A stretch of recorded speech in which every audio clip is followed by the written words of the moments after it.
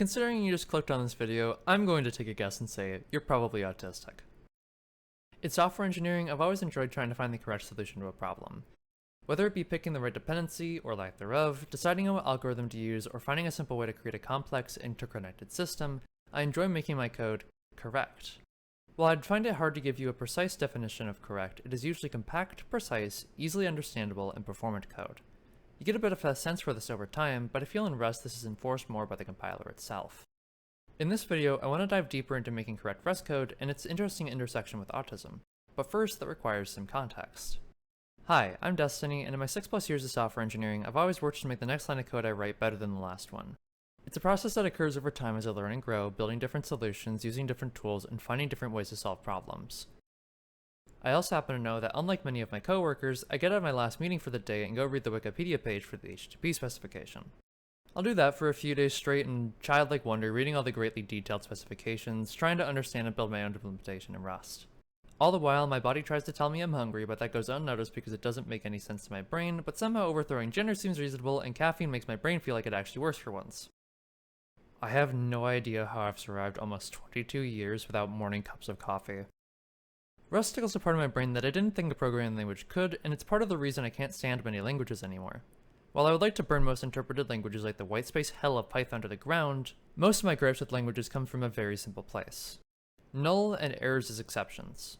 For years, I happily coded in C#, thinking I'd risen above the ashes of the language wars. It wasn't perfect by any means, and its performance wasn't the best, with a garbage collector to make memory management easy but being slow. It gave a lot of power to you for what appeared to me not a lot of cost. Checking for nulls and catching exceptions was something that was baked into the very fabric of how I learned programming, but nonetheless still felt clunky to work with.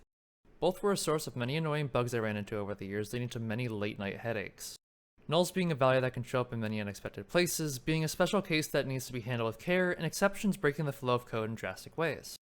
It's part of what drove me to the ideas behind my video, why I started ditching dependencies, and why you should too. Because I learned that trusting code you didn't understand would almost certainly result in some sort of odd behavior down the line. A call to an HTTP library would crash my code because it failed to connect and throws an exception. A value from a dictionary was null because the key wasn't found. All this being caused by incorrect downstream code, with no way of signaling to me until it was too late. It shouldn't have been a problem in the first place.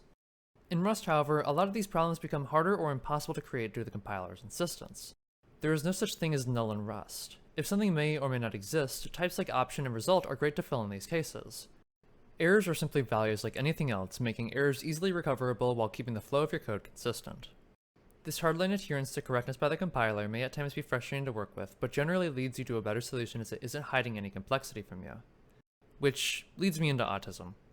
I want to start by clearly stating my relationship with autism and while I'm at it, ADHD, as both of these I feel are major factors in my life. I'm not officially diagnosed at this time with either, but I use both of these terms to help describe the experiences I have on a daily basis as I learn more about myself and as I work with professionals to understand my needs. With that being said, I have a box with a model train set in it that I love to set up around a Christmas tree. Gender norms confuse me. Drinking an energy drink doesn't wake me up, but is the only thing that makes the thoughts quiet. I have trouble managing my attention. I have trouble regulating my emotions. I get overstimulated easily by loud noises. I commonly find myself stimming and I'm messing with the box with my foot as I write this. I had to take speech therapy in elementary school. God, why are trains so cool? What was I talking about again? Alright.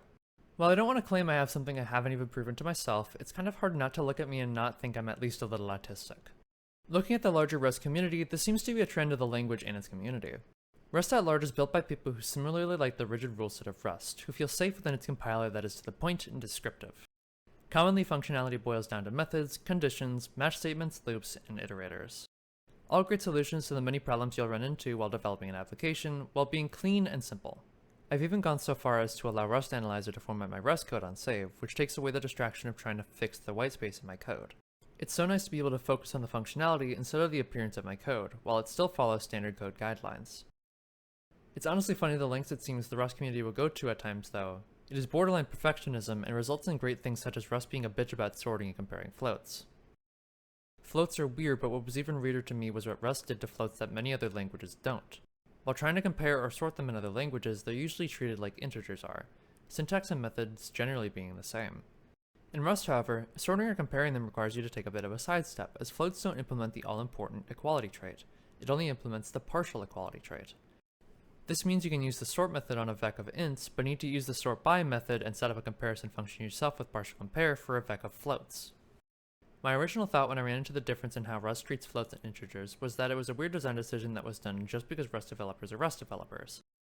But after reading through a lot of forum posts and discussions on how and why it was implemented, it began to make a lot of sense. A float can and generally should be equal to itself if it is plus 0 or minus 0, but when sorting, this would make it impossible to determine the order of the two. There is of course an order that we would put these in, but we don't know if the developer is trying to write a physics engine where plus 0 and minus 0 are the same, or a sorting algorithm where plus 0 and minus 0 aren't the same. It made floats correct instead of allowing you to take a shortcut. Pulling this all back together, Rust seems to attract a very particular part of the developer community that is heavily autistic both due to its design and the community that surrounds and develops it. It's a language that feels like it gets rid of all the nonsense and leaves you with a compiler that is logical and reasonable. It forces you into a particular line of thinking to solve problems, but it honestly feels like a language built for and by people who don't like things that are unpredictable. Rewriting everything in Rust to bring everything within its sphere of control and predictability is a normal and running joke of the community that doesn't really feel like it's a joke. This doesn't feel like a bad thing for software, and we should continue to embrace it. But we need to be aware of this tendency to both understand why Rust is the way it is, and to better understand the developers working alongside us. What do you think about the relation between Rust and autism? Let me know your thoughts in the comment section down below.